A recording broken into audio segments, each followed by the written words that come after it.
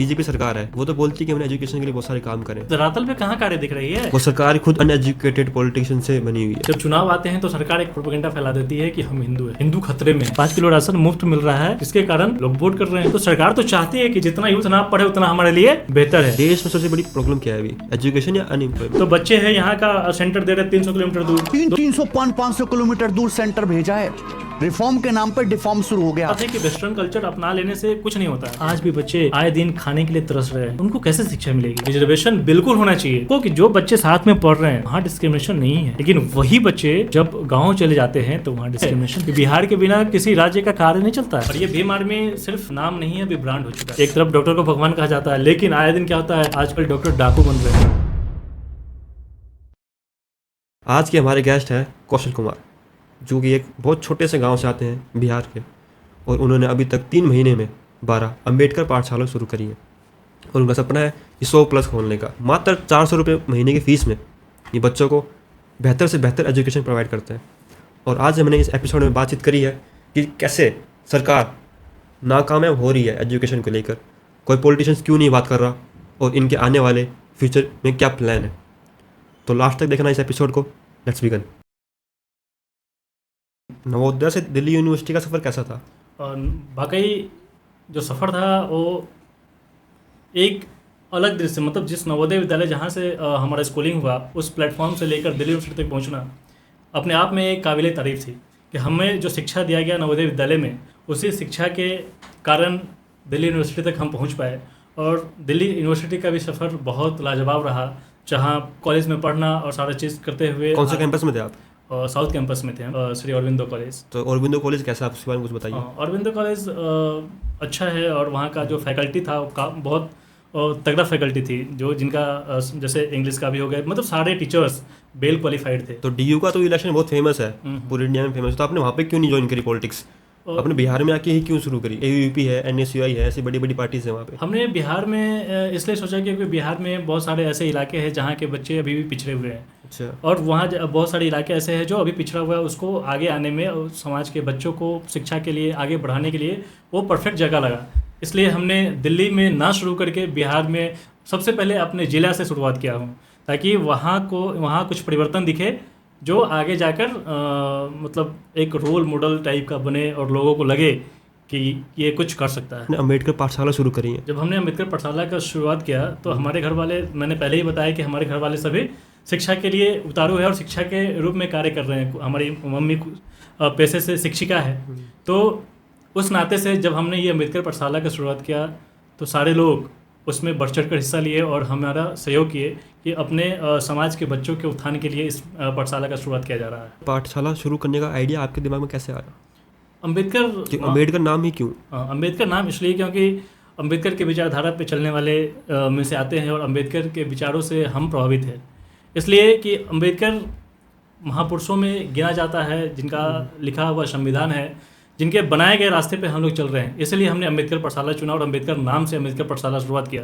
जिस अम्बेडकर पाठशाला का मेन मोटिव है कि अपने समाज के बच्चों को एक अच्छी क्वालिटी की शिक्षा दी जाए, ताकि वो भी फ्री ऑफ कॉस्ट शिक्षा दी जाए, ताकि हमारे समाज का बच्चा उसको पढ़े। क्योंकि बहुत सारे ऐसे स्कूल हैं जहाँ तो फ्री में सरकार पढ़ा रही है, लेकिन वहाँ उस तरह की शिक्षा नहीं दिया जा रहा है जिस तरह की शिक्षा बच्चों को चाहिए। तो आजकल के बच्चों को सबसे मेन दिक्कत क्या है, बुक्स, टीचर या अवेयरनेस? कि उनको अवेयरनेस नहीं मिल पाती या फिर ऐसी बुक्स नहीं मिल पाती जिनसे वो इंस्पायर हो? अवेयरनेस नहीं मिल पाती है।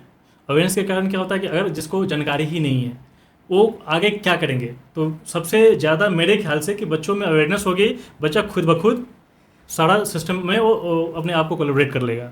जैसे कि आपने बोला कि अवेयरनेस इंपॉर्टेंट है, तो अवेयरनेस कौन देगा? अवेयरनेस क्योंकि जो बीजेपी सरकार है वो तो बोलती है कि हमने एजुकेशन के लिए बहुत सारे काम करें। काम करे तो धरातल पे कहाँ कार्य दिख रही है। अगर जो स्कूल की, अगर प्राइमरी एजुकेशन हम देख ले, उस जहाँ हर चीज़ है, जैसे कॉलेज बढ़िया इंफ्रास्ट्रक्चर दे दिए, कॉलेज के लिए सारा चीज़ फैसिलिटीज दे दिए, अगर हम धरातल पे मीन्स जब जहाँ से शुरुआत है उसी को हम लोग नहीं दे पाएंगे, अगर उसी को हम लोग सही नहीं कर पाएंगे तो कैसे होगा। तो सबसे मेन फोकस सरकार को प्राइमरी एजुकेशन पे करना चाहिए, क्योंकि जब तक बेस हमारा मौजूद होगा नहीं तब तक हम कैसे कंपटीशन में अपने आप को घुसा पाएंगे, कैसे कंपटीशन को पास कर पाएंगे। तो सरकार को ध्यान देना चाहिए प्राइमरी एजुकेशन पे, तब उसके बाद सारा एजुकेशन ऑटोमेटिक बढ़ते चला जाता है। ये सरकार तो बहुत सारी स्कीम भी निकाल रही है बच्चों के लिए। स्कीम से फ़ायदा नहीं हो रहा है। अब सरकारी नौकरी में क्या हो रहा है कि जो टीचर्स है वो अपनी ड्यूटी ईमानदारी से नहीं करते हैं, जिसके कारण हमारे से लोग समाज में शिक्षा के प्रति लोगों को पढ़ाने के लिए, लोगों को जागरूक करने के लिए जगह जगह इस तरह का पाठशाला खोलते हैं, ताकि वहाँ के बच्चे पढ़ें और बच्चे पढ़कर जाने अपने इतिहास को, अपने महापुरुषों को, अपने समाज के बारे में कैसे क्या करना है। अगर प्राइमरी एजुकेशन में, अगर प्राइमरी स्कूल में इस तरह की व्यवस्था दी जाती तो हमें नहीं लगता है कि हमको इस तरह इंडिविजुअल खड़ा होना पड़ता। तो आपकी जो अम्बेडकर पाठशाला है, आपको लगता है कि वो प्राइवेट स्कूल को टक्कर दे पाएगी या फिर? बिल्कुल टक्कर दे पाएगी, क्यों नहीं दे पाएगी। जहाँ जैसे क्या होता था कि हमारे समाज में बच्चे पढ़ नहीं पाते थे, जो दलित बैकग्राउंड से आते हैं उनके बच्चे कम उम्र में, मतलब 12 साल हुए नहीं, 14 साल हुए नहीं, मजदूरी करने बाहर दिल्ली, बॉम्बे, जहाँ तहाँ चले जाते हैं, मजदूरी करने। हाँ, मजदूरी करने चले जाते हैं। लेकिन मैंने ऐसा एक प्लेटफॉर्म तैयार कर रहे हैं अपने समाज में, ताकि जो बच्चे पैसा के कारण, बहुत सारा कारण बनता था कि पैसा के कारण पढ़ नहीं पा रहे हैं और आर्थिक स्थिति से जूझ रहे हैं, तो वैसे वैसे लोगों के लिए हमने छोटे बच्चों से अम्बेडकर पाठशाला का शुरुआत किया है, ताकि वो बच्चे कम से कम पढ़े, अपने अधिकार और अपने हक के लिए जाने। और हर टोले मोहल्ले में अम्बेडकर पाठशाला हमने शुरू किया है। अभी तो उसकी संख्या लगभग 16 हो चुकी है। 16 हो चुकी हैं जी, और आने वाले दिनों में वो 100+ विद्यालय अम्बेडकर पाठशाला हो जाएंगे हमारे ज़िला में, जिला टोला मोहल्ले में, और जहाँ भी जरूरत होगा हम वहाँ अम्बेडकर पाठशाला खोलेंगे। और एक बात और बता दें, इस अम्बेडकर पाठशाला के साथ साथ ही 5 सितंबर शिक्षक दिवस था, उस दिन हम लोगों ने घोषणा किया था कि अब अपने समाज में जिस तरह अम्बेडकर पाठशाला चलाया जा रहा है, उसी तरह सावित्रीबाई पुस्तकालय खोला जाएगा। उस पुस्तकालय में अच्छी अच्छी किताबें होगी, जिस गुणवत्तापूर्ण किताबें जो जिसको पढ़कर बच्चे आगे के भविष्य के बारे में सोचेंगे, समझेंगे। तो हम लोगों ने पुस्तकालय शुरुआत करने की भी घोषणा अपने स्तर से किया है कि अपने टोले मोहल्ले गांव जहां भी जरूरत पड़ेगा उस सावित्रीबाई पुस्तकालय को खोला जाएगा। पॉलिटिशियंस जो हैं वहाँ के, बिहार के पॉलिटिशियंस हैं जो अभी पावर में है, उन्होंने आपकी कुछ हेल्प करी या नहीं करी? अभी तक तो नहीं किया है। अभी मैं एक संगठन में कार्य कर रहा हूँ, और जिस संगठन का नाम है भीम आर्मी। और ये भीम आर्मी सिर्फ नाम नहीं है, अभी ब्रांड हो चुका है। जिस भीम आर्मी का हर जगह नाम है, उसका सामाजिक रूप में उसका खौफ भी है कि अगर सरकार प्रशासन कार्य नहीं करती है तो भीम आर्मी वहाँ खड़ा होकर ज़बरदस्ती भी काम करवाना जानती है। उस संगठन में कार्य कर रहे हैं, तो भीम आर्मी के लोगों का थोड़ा सा सहयोग मिला है। वहाँ के लोग सारे सपोर्ट कर रहे हैं आपको? हाँ, कोऑपरेट कर रहे हैं इस अम्बेडकर पाठशाला को चलाने में। और हम लोगों ने जो इस चीज़ का सावित्रीबाई पुस्तकालय का भी घोषणा किया है, तो उसमें सारे भीम आर्मी वालों का ही योगदान है। और अगर इस तरह का कार्य हुआ तो इन फ्यूचर हो सकता है कि और भी लोग कोऑपरेट करें। जिस समाज से आते हैं उस समाज में इस तरह की चीज़ें हम लोग देखते आ रहे हैं, उस चीज़ों को दूर करने के लिए ही हमने ये सोचा। और हमने एक चीज़ अपने दिमाग में लाई, जो नेल्सन मंडेला का लिखा हुआ एक विचार है कि शिक्षा एक ऐसा हथियार है जिसके बदौलत आप पूरी दुनिया को बदल सकते हैं। एजुकेशन का इतना बड़ा पावर है, इसीलिए एजुकेशन के क्षेत्र में कार्य कर रहे हैं। इसका एग्जाम्पल, जीता जागता एग्जाम्पल हमने देखा अम्बेडकर को, डॉक्टर बाबा साहब अम्बेडकर, जिन्होंने शिक्षा के दम पे ही ना संविधान लिख दिए। नेल्सन मंडेला जो साउथ अफ्रीका के ब्लैक प्रेसिडेंट कहे जाते हैं, तो ये सारी चीज़ एजुकेशन के दम पर ही हुआ है। तो हमारा मेन फोकस, क्योंकि एजुकेशन ही सब कुछ कर सकता है, जब तक एजुकेशन सही तरीके से इम्प्लीमेंट बच्चों में नहीं होगा तब तक हम आगे इन फ्यूचर कुछ नहीं कर सकते। एजुकेशन इंपॉर्टेंट है अभी? हाँ, एजुकेशन बहुत इंपॉर्टेंट है। और हम आपके चैनल से भी सारे जितने भी दर्शक अगर देख रहे हैं तो उनसे यही रिक्वेस्ट करूंगा कि आप अपने बच्चों को हर हालत में पढ़ाएं। और पढ़ने का कोई उम्र नहीं होता, अब जब तक चाहे पढ़ सकते हैं, क्योंकि पढ़ना बहुत ज़रूरी है। बिना पढ़े तो कुछ नहीं किया जा सकता। तो पहले ही बिहार की इमेज इतनी बुरी हो चुकी है कि एजुकेशन नहीं वहाँ पे। नहीं, बिहार की इमेज बुरी नहीं है। आप आए दिन देखते होंगे कि जितने ज़्यादा सिविल सर्विसेज मतलब एस्पिरेंट होते हैं वहाँ के, एक साइड अच्छा भी है, एक साइड बुरा भी है। वहाँ से हर मतलब कहें तो वहाँ से IAS की संख्या ज़्यादा निकलती है। तो कहीं ना कहीं पढ़ाई भी है, लेकिन वो लेवल हमें अगर शुरुआत से मिल जाए तो जिस बच्चे को क्वालिफिकेशन मतलब सफलता मिलने में समय लगता है, वो हमें पहले मिल जाएगा। तो सुनने में आया कि बिहार में जिस एरिया में आप रहते हैं वहाँ पे सोशल वर्कर्स बहुत ज़्यादा है, NGOs हैं, तो कुछ काम नहीं कर रहे हो? NGO काम नहीं कर रहे। आजकल NGO का क्या है, NGO पब्लिसिटी के लिए काम करती है, और पब्लिसिटी के लिए नहीं, पैसे के लिए काम करती है। क्योंकि NGO चला के बहुत सारे डोनेट करते हैं, डोनेशन पे पैसे चले जाते हैं, वो सारे चीज़ उस पैसे का अपने यूटिलाइजेशन करते हैं। नाम हो गया NGO का, सारा चीज़ है।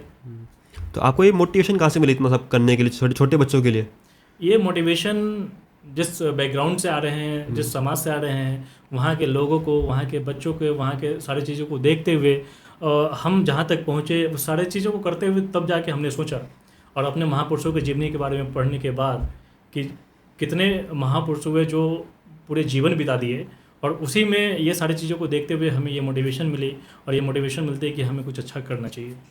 आपने एक भीम आर्मी का जिक्र करा अभी, वो क्या है उसके बारे में थोड़ा बताइए। और क्योंकि भीम आर्मी एक सामाजिक संगठन है जो मतलब? अगर समाज में आए दिन हत्या हो जाती है, बलात्कार होता है, शोषण होता है, जब उसके साथ प्रशासन अलर्ट नहीं होती है, जैसे किसी ने उसके साथ रेप कर दिया और जो रेपिस्ट है वो भाग खड़ा होता है, या जो मर्डर है मर्डर करके, मतलब प्रशासन भी एक तरफ अपने आप को साइड कर लेती है। वहाँ जब वो प्रशासन सही तरीके से कार्य नहीं करती है तो वहाँ भीम आर्मी संगठन खड़ा होता है, और जो रेपिस्ट है या जो सारी चीज़ें उसको पकड़ के पुलिस के हवाले करवाया जाता है प्रशासन पर दबाव बनाकर। ऐसा होता है ना कि जिसकी पहुंच बहुत ऊपर तक है वो क्या करते हैं कि वो क्राइम कर देते हैं, लेकिन उस पर प्रशासन भी डरती है उससे कि पैसे दे देते हैं। हाँ, पैसे दे के हो गया, या FIR नहीं होने दिया, या सही से केस को नहीं होने देते, तब वहाँ भीम आर्मी ऐसा एक सामाजिक संगठन है जो अपने समाज के लिए खड़े होते हैं और जो दोषी है उसको सजा दिलवाने का कार्य करती है।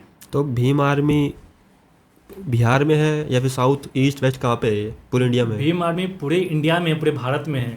आप अगर किसी थाने में चले जाए और भीम आर्मी का नाम लेंगे तो थाना अपने आप को, मतलब जो कार्य नहीं कर रहे वो भी करना शुरू कर देंगे कि कहीं भीम आर्मी वाले आ गए तो फिर दिक्कत हो सकती है। अगर कोई बच्चा शुरू करना चाहे, सोशल वर्कर या फिर NGOs जो दूसरों से अलग हो, मतलब वो बिना पैसे लिए, बिना करप्शन के कुछ काम करना चाहे, तो भीम आर्मी हेल्प करेगी उनका? हाँ, बिल्कुल हेल्प करेगी। मैं तो अपने जिला में ये हर हमेशा करके रखता हूँ कि अगर कोई भी लोग चाहे अम्बेडकर पाठशाला खोलने के लिए हमसे संपर्क कर सकते हैं। अब तो सावित्रीबाई पुस्तकालय भी खोला जा रहा है, तो फ्री है वो? हाँ, वो भी सावित्रीबाई पुस्तकालय फ्री है, जहाँ आके बच्चे पढ़ेंगे।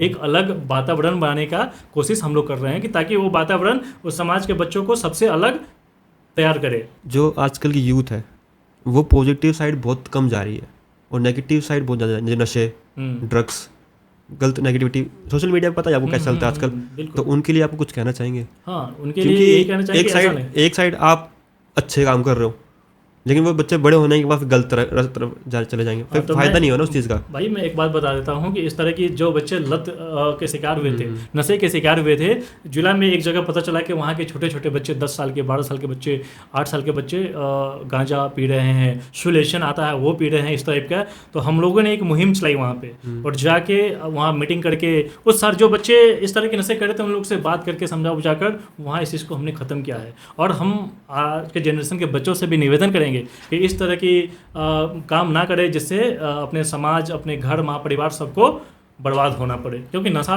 बहुत बुरी चीज़ है जिसके कारण न जाने कितने परिवार उजड़ गया है।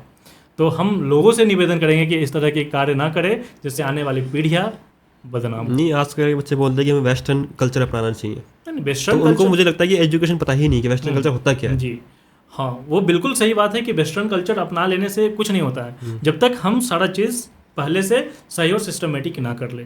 आप DU में रह चुके हैं, पढ़ चुके हैं, तो वहाँ पे बहुत फेमस है जाट, गुजर, कास्टिज्म जो बोलते हैं, तो उसमें ये करना चाहिए या नहीं करना चाहिए? आपका क्या विचार है इस चीज़ में? बिल्कुल नहीं करना चाहिए। ये कास्टिज्म जो है, जातिवाद, ये बहुत संकीर्ण मानसिकता है, लेकिन ये जातिवाद हर जगह है।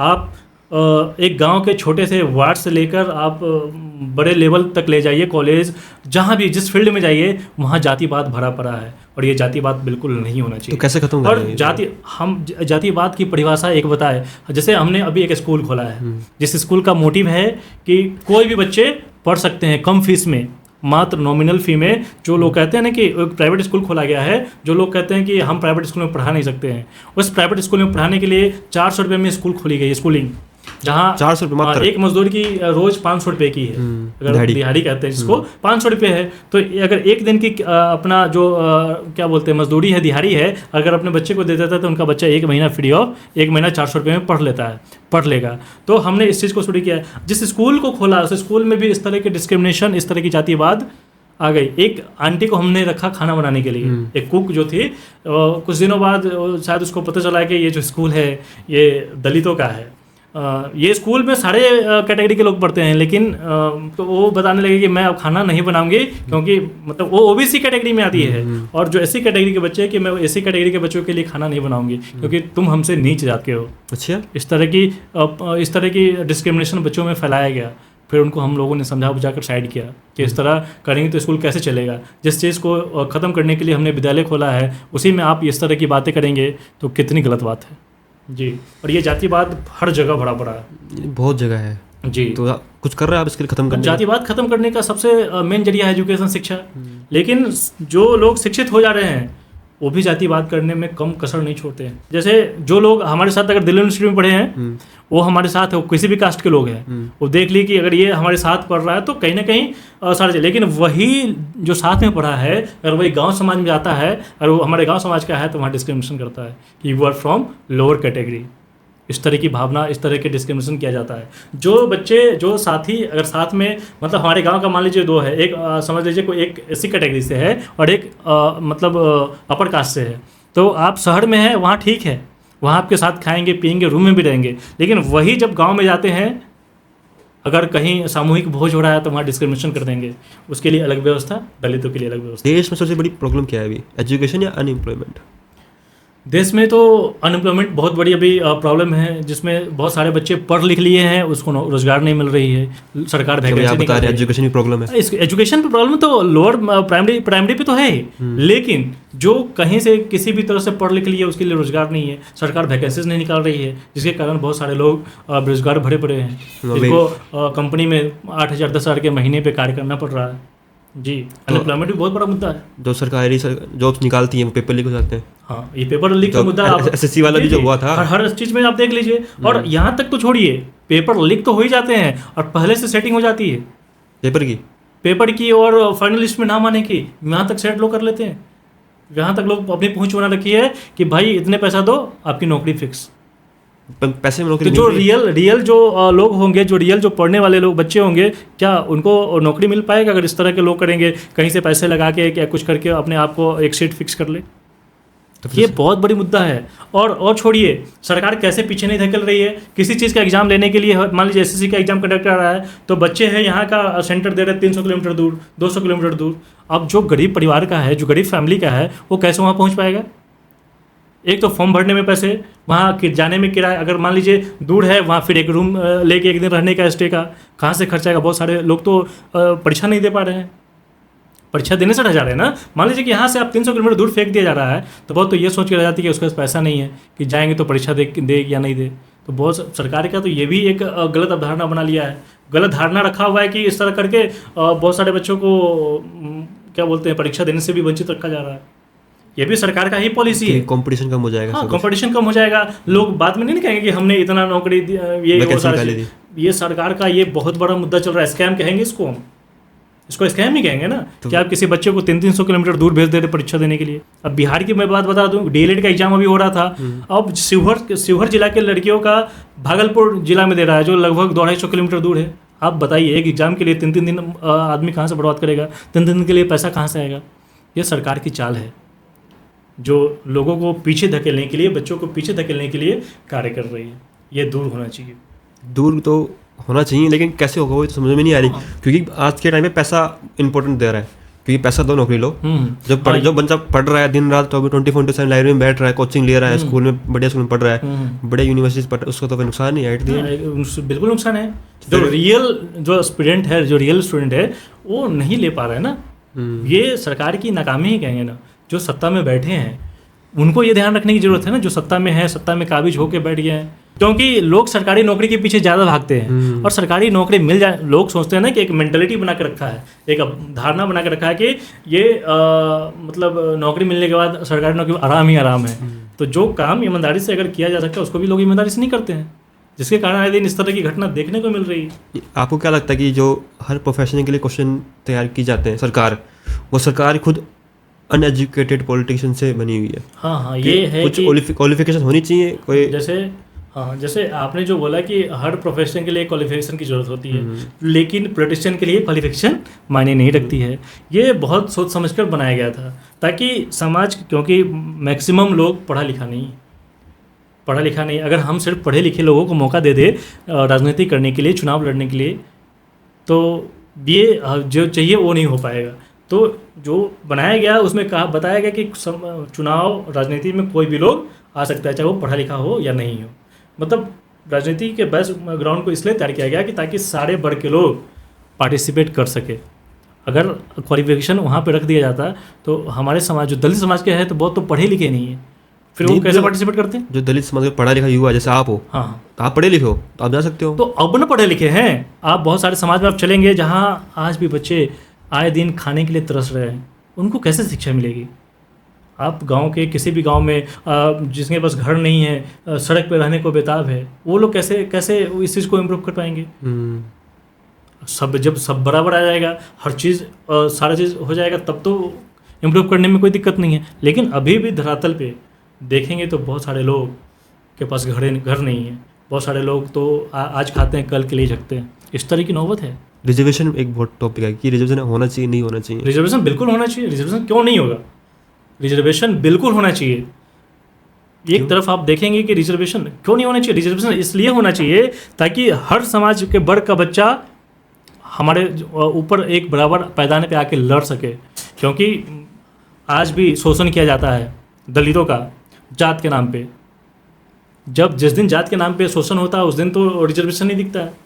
जिस दिन हम लोग कहते हैं कि I am from upper caste, I am from lower cast, जो लोअर कास्ट के लोग हैं उसके आज आज़ादी के 79 साल बाद भी शोषण किया जाता है, तो रिजर्वेशन क्यों नहीं होगा?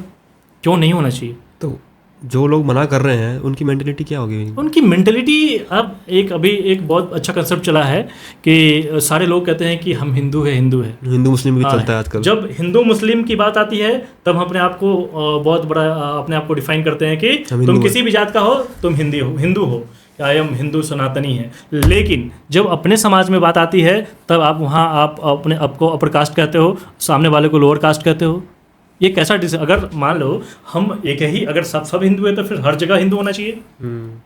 कहीं आप किसी को घोड़ी पर चढ़ने से मना कर देते हैं क्योंकि तुम दलित हो, दलित घोड़ी पर नहीं चढ़ सकता है। कहीं तुम जब समाज में भोज होता है वहाँ अपने अपर कास्ट को तुम टेबल पे बैठा के खिला रहे हो और जो दलित समाज का है उसको आप नीचे बैठा रहे हो, तो डिस्क्रिमिनेशन है कि नहीं? डिस्क्रिमिनेशन तो है, बिल्कुल है। तब वहाँ भी तो होना चाहिए ना कि सब इक्वल है, सबकी इक्वलाइजेशन है। तो ये सब चीज़ें दूर करने की ज़रूरत है, तब रिजर्वेशन पे बात होगी तो समझ में आएगा। तो सरकार तो कुछ कर नहीं रही फिलहाल। नहीं, सरकार बिल्कुल नहीं कर रही। जब चुनाव आते हैं तो सरकार एक प्रोपेगेंडा फैला देती है कि हम हिंदू है, हिंदू खतरे में है मुस्लिमों से। हाँ, लेकिन हमको ये समझ में नहीं आता कि जब चुनाव खत्म हो जाता है तो फिर वही ऊंच नीच की बात है। अगर समाज में अगर सारे लोग हिंदू हो गए हैं तो फिर तो ये नीच ऊंच की भावना खत्म हो जानी चाहिए समाज में, लेकिन ऐसा कभी खत्म नहीं हो पाया है। आप समाज में आइए, हमारे साथ चलिए और देखिए वहाँ पे अब फलाना धोबी है, फलाना चमार है, फलाना ये है, मतलब जाति व्यवस्था जकड़ रखा है जिसको ख़त्म करना बहुत मुश्किल है। बहुत मुश्किल है। आज भी आप देखेंगे वो गांव में इस तरह की अवधारणा बनाया गया है कि हम उस जात से ऊपर है, हम उस जात से ऊपर है। मतलब हर जात अपने आप को सुपीरियर बता रहा है कि हम उससे ऊपर है, हम उससे ऊपर है, हम उससे ऊपर है, हम उससे नीचे है। तो इस तरह की जाति व्यवस्था बनाया गया समाज में। हर एक को उठा के देख लीजिए आप, वो कितना जकड़ के रखा है, समाज को खोखला कर रहा है। जब बात आएगी चुनाव की तब हम हिंदू हैं, हिंदू के नाम पे वोट करेंगे। और जब दलितों के ऊपर अत्याचार होता है, एक हमारे जिला की बात बता दूं, एक हमारे शिवहर से दूसरा जिला है सीतामढ़ी, वहाँ एक अवधेश पासवान का हत्या कर दिया गया। इसलिए हत्या कर दिया गया क्योंकि उन्होंने सिर्फ जय भीम बोला था और वहाँ के सवर्णों को दिक्कत थी कि जय भीम ना बोले, और जय भीम बोलने के कारण उनको मार दिया गया, मर्डर कर दिया गया, मार के फेंक दिया गया। इस तरह की घटना है। इस पर बात करेंगे तब रिजर्वेशन की बात करेंगे हटाने की। अभी तो ऐसे तबके हैं, ऐसे समाज के लोग हैं जो कुछ नहीं कर पा रही है। जब आने वाली पीढ़ियाँ को शुरू से ही इस तरह की दिखाया जाएगा, इस तरह की बातों को समझाया जाएगा, हर चीज़ को दिखाया, सारी चीज़ तो धीरे धीरे कम होगी। आपके जैसे अगर 2 हों या 3 हों या 4 हों तो कुछ कर पाएंगे। अभी हम अकेले कार्य कर रहे हैं तो हमारे साथ अपनी टीम को तैयार कर रहे हैं। अच्छा। ताकि वो भी अपने समाज में, अपने गाँव टोले मोहल्ला में इस तरह की कार्य करे। कहते नहीं यूनिटी इज स्ट्रेंथ, एकता में ही बल है, तो हम उस चीज़ को कर रहे हैं। तो आप क्या अभी पॉलिटिक्स ज्वाइन करेंगे? हाँ, इन फ्यूचर जब हम समाज में कुछ कर पाएंगे, समाज के लोग जब देख लेंगे कि कुछ कर सकता है, जब सत्ता में नहीं रहते हुए ये हमारे समाज के लिए हर चीज़ आए दिन हम लोग कार्य कर रहे हैं। जब हॉस्पिटल में पेशेंट एडमिट होते हैं फ़ोन करते हैं हमको, जब किसी का शोषण होता है, अत्याचार होता है, सबसे पहले कॉन्टैक्ट करते हैं भीम आर्मी को।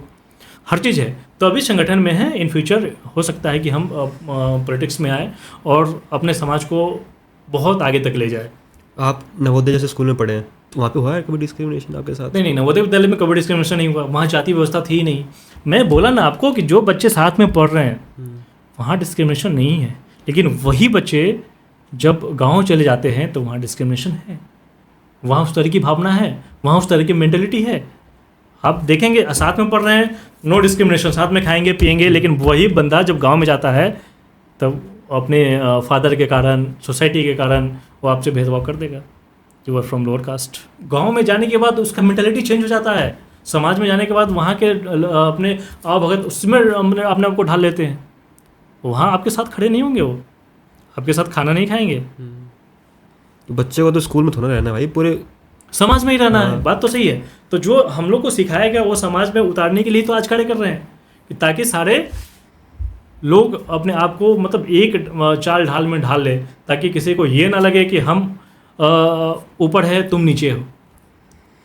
अगर आपको मोदी जी के साथ 10 मिनट मिलने का मौका मिले तो क्या बात करेंगे, क्या पूछेंगे, क्या बताएंगे? नहीं, अगर मोदी जी के साथ अगर अभी हमको 10 मिनट मिल जाए तो मैं यही कहूँगा कि सर अब आपका समय हो चुका है, अब किन्हीं और को मौका दीजिए, अब किन्हीं और लोगों को मौका दीजिए जो देश को आगे लेके जाए। आपको क्या लगता है कौन है बढ़िया पीएम बन सकता है बहुत इंडिया? है, राहुल गांधी है। लोगों को पता भी है कि बंदा सही कर रहा है, गलत कर रहा है, फिर भी वो गलत रास्ते क्यों जा रहे हैं? सरकार बनाता कौन है? जनता बनाती है, जनता बनाती है। कितना जो सरकार बनाता है, जो जनता वोट करती है, उसमें ज़्यादातर अशिक्षित लोग होते हैं, वो लोग ज़्यादा वोट करते हैं। पढ़े लिखे लोग जो नौकरी में है, सारी चीज़ में है, वो जो शिक्षित नहीं है उससे कम वोट कर पा रहे हैं। लेकिन जो अशिक्षित है, इनके अंदर शिक्षा नहीं है, वो अगर वोट भी देने जाते हैं 10 लोग के साथ जाते हैं वोट देने, मूवमेंट तैयार कराया जाता है। तो सरकार बना कौन रही है? जो अशिक्षित लोग हैं। अभी क्या है, 5 किलो राशन पे लोग वोट कर रहे हैं कि कुछ हो ना हो कोई भी सरकार आए, सरकार लोग शिक्षा पे बात नहीं करेंगे, शिक्षा पे सवाल नहीं उठा रहे हैं, हॉस्पिटल पे सवाल नहीं उठा रहे, लेकिन सवाल किस पे? 5 किलो राशन मिल तो रहा है, 5 किलो राशन मुफ्त मिल रहा है, जिसके कारण लोग वोट कर रहे हैं।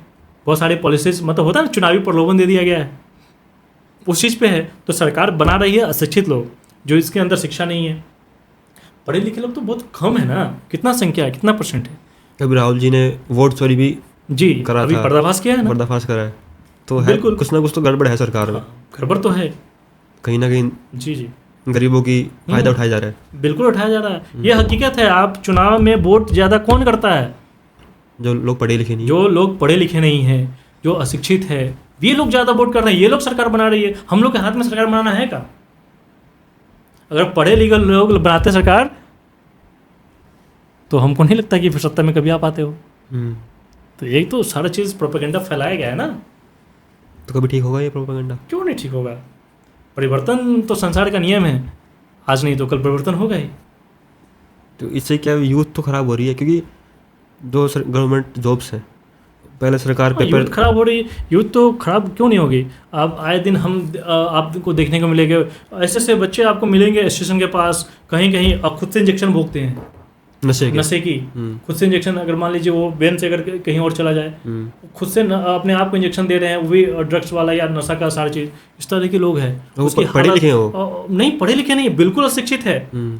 जो कबाड़ा चुन रहे, कबाड़ा समझ रहे हैं ना, जो कूड़ा चुनते हैं और उसको बाजार में बेचते हैं और उससे जो पैसा निकलता है उससे सोल्यूशन पीते हैं और वो इस तरह की हालत है।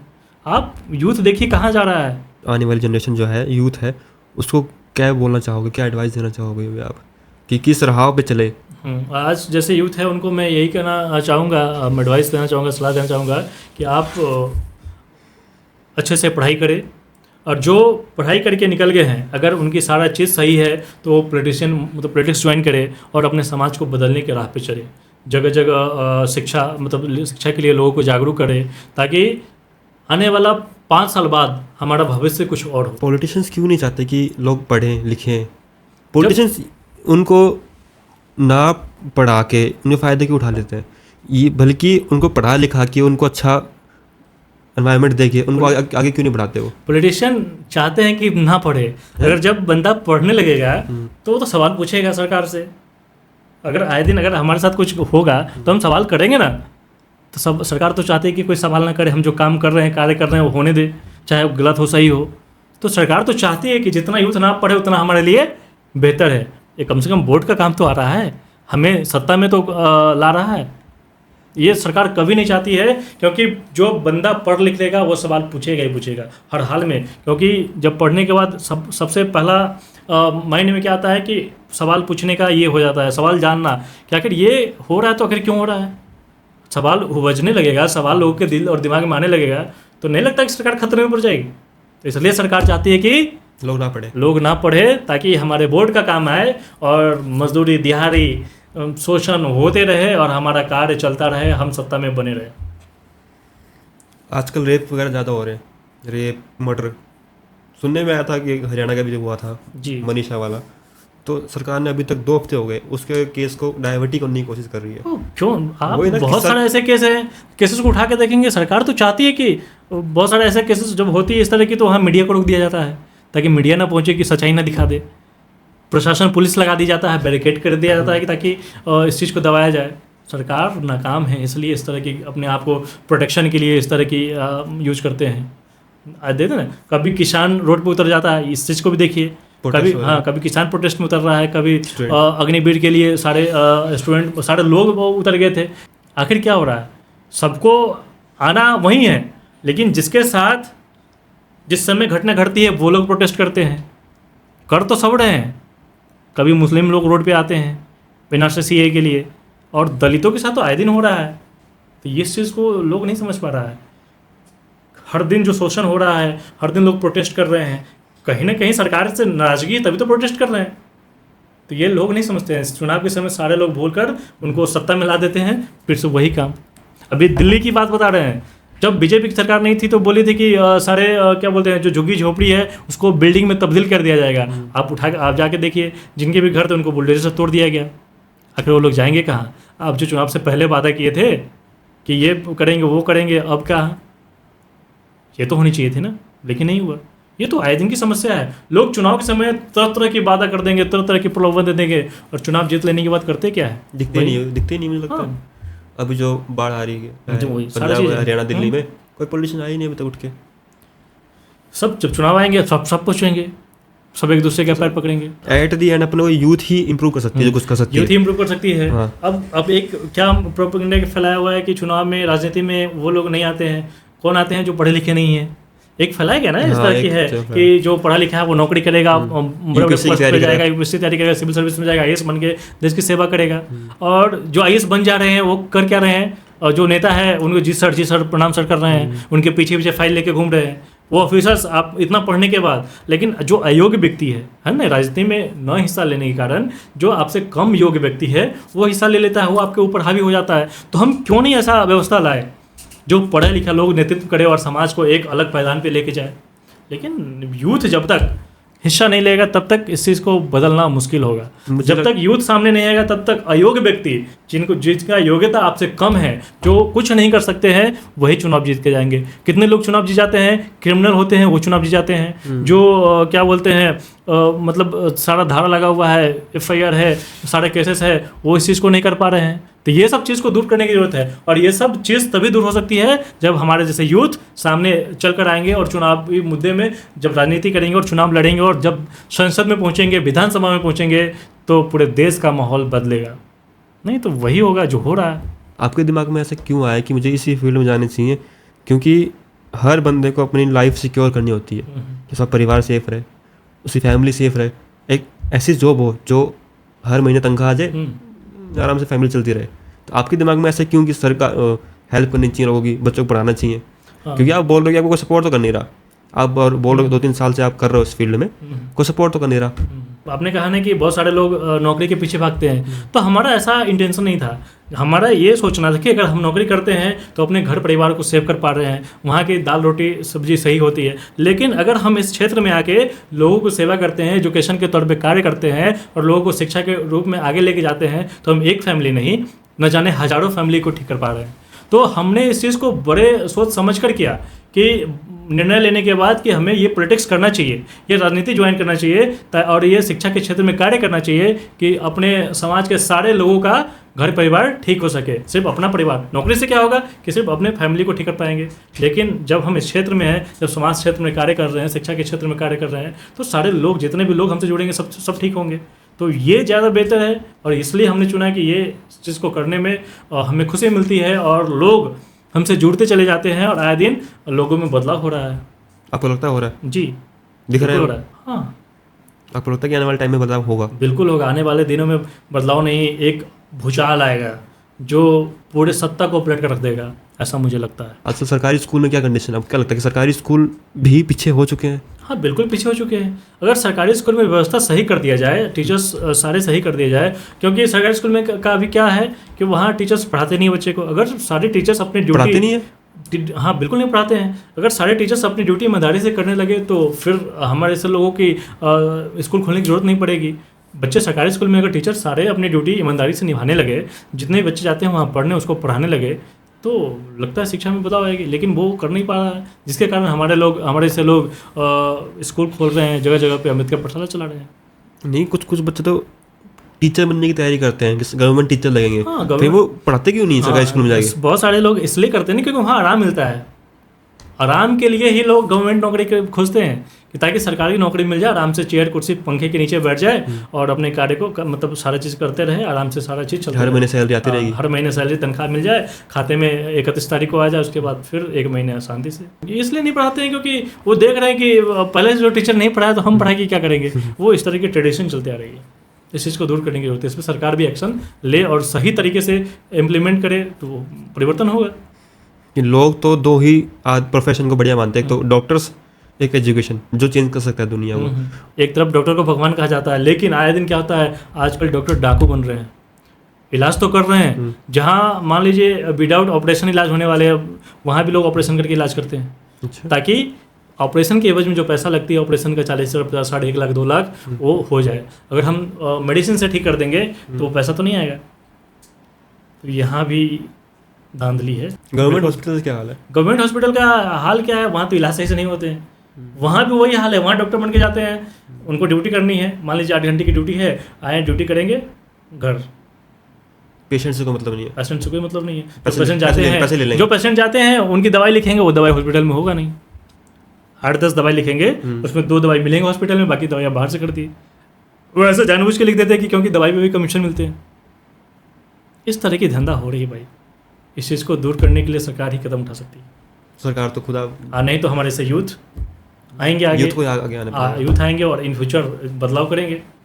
जो नॉर्थ इंडिया है, जैसे पंजाब, हरियाणा, राजस्थान हो गया, वो अभी भी यूपी, बिहार, झारखंड जैसे लोगों को अभी भी मजदूरी समझती है। हाँ, क्यों नहीं समझेगी, क्योंकि वहाँ की सरकार नाकाम है, जिसके कारण वहाँ के लोग पढ़ नहीं पा रहे हैं और पढ़ने नहीं कर रहे। गरीबी के कारण, अशिक्षा के कारण लोग वहाँ से मजदूरी करने बाहर आते हैं। वही बिहार जहाँ से बहुत सारे IAS ऑफिसर्स निकलते हैं, बहुत सारे पॉलिटिशियन निकलते हैं और बहुत सारे मतलब सरकारी सेवा में हैं। तो जनसंख्या ज़्यादा होने के कारण और सरकार का सही तरीके से कार्य ना करने के कारण लोग पलायन होते हैं वहाँ से मजदूरी करने, दिल्ली जैसे शहरों में, पंजाब जैसे शहरों में आते हैं। इसलिए लोगों में, यहाँ के जो लोगों में अवधारणा बना हुआ है कि वहाँ के लोग मजदूरी है, लेकिन कहीं ना कहीं वो गलत है। वहाँ के लोग मजदूरी करते हैं वहाँ, और ये भी बात सच है कि बिहार के बिना किसी राज्य का कार्य नहीं चलता है। अगर बिहार के लोग वहाँ नहीं पहुँचे तो कार्य, वहाँ का लोगों का कार्य संभव नहीं हो पाता है। और वहीं एक तरफ बहुत बड़े बड़े पॉलिटिशियन निकलते हैं, बहुत बड़े बड़े ऑफिसर्स निकलते हैं। तो इस चीज़ को नहीं कहा जा सकता। अगर इस चीज़ को दूर करना है तो सरकार इस पर ठोस कदम उठाएंगे, वहाँ इंडस्ट्री लगाएंगे, वहाँ फैक्ट्री लगाएंगे कि वहाँ के मजदूर वहीं कार्य करें। तो आपको समझ में आएगा कि बिहार का कंडीशन ऐसा भी है, बिहार के लोग ऐसे भी है, सिर्फ मजदूर नहीं है, वहाँ ऑफिसर्स भी है, बहुत बड़े बड़े नेता भी है। लेकिन इस चीज़ को ज़रूरत है बदलने की। अब लोगों में जो एक बार हो जाता है मेंटलिटी बनने के बाद, वो बहुत दिनों तक वही चलते रहता है कि नहीं सच में बिहार ऐसा ही है। सुनने में आया कि आप डायरेक्टर भी हैं। हाँ, सुनने में इनकलाब पब्लिकेशन डायरेक्टर है, वो क्या है, मतलब कैसे? इनकलाब पब्लिकेशन एक महाराष्ट्र की कंपनी है जो किताबें छापती है। अच्छा। उस किताबें, उस वहाँ की कंपनी हमें डायरेक्टर बनाया है। और डायरेक्टर इसलिए बनाया है क्योंकि हम कहानी भी लिखते हैं, कविता भी लिखते हैं, आप बुक्स भी हैं। हाँ, बुक्स भी छपती है। और जिसके कारण मतलब हमारा कविता को देखते हुए प्रोत्साहन के रूप में हमें उस कंपनी का डायरेक्टर बनाया गया। अब कितनी कविता लिख चुके हैं खुद अभी की? तक हम 8-10 सुरक्षित कविता लिख चुके हैं, जो पब्लिश हो चुकी हैं। हाँ, वो पब्लिश हो चुकी है। 2-4 कहानियाँ भी छप चुकी है। एक कविता सुनाने के लिए मैं सुना देना चाहता हूँ। जो कविता है, जैसे एक अम्बेडकर के ऊपर लिखा है। जिस समय हुआ था ना, जब अमित शाह के द्वारा संसद भवन में कहा गया था कि जितना अम्बेडकर का नाम लिया जाता है, अगर हम अम्बेडकर का नाम ना, अगर वहाँ उस जगह भगवान का नाम लेते तो हमें स्वर्ग मिल जाता। तो उस समय इस कविता को लिखा था, जो हमने एक किताब में भी छपी है। जो कविता इस प्रकार है कि अम्बेडकर आन है, बान है, शान है, हर एक बहुजन की पहचान है। अम्बेडकर सिर्फ नाम नहीं, अम्बेडकर एक ब्रांड है। अम्बेडकर है तो आज है, अम्बेडकर है तो कल है, अम्बेडकर सारी समस्याओं का हल है। अंबेडकर है तो हम इंसान हैं, अंबेडकर है तो हमें ज्ञान है, अंबेडकर है तो हमारी दुनिया में एक अलग पहचान है, अंबेडकर हर महिलाओं के लिए सम्मान है, अंबेडकर हर बहुजनों के लिए आवाज़ है, अंबेडकर दलितों के लिए भगवान है, अंबेडकर अंबेडकर अंबेडकर, ये अंबेडकर सिर्फ नाम नहीं, ये अंबेडकर एक ब्रांड है, अंबेडकर एक ब्रांड है। अगर आपको ये एपिसोड पसंद आया हो तो लाइक, सब्सक्राइब एंड कमेंट कौशल जी की कौन सी बात आपको सही लगी और कौन सी खराब। मिलते हैं अगले ऐसे ही एपिसोड में।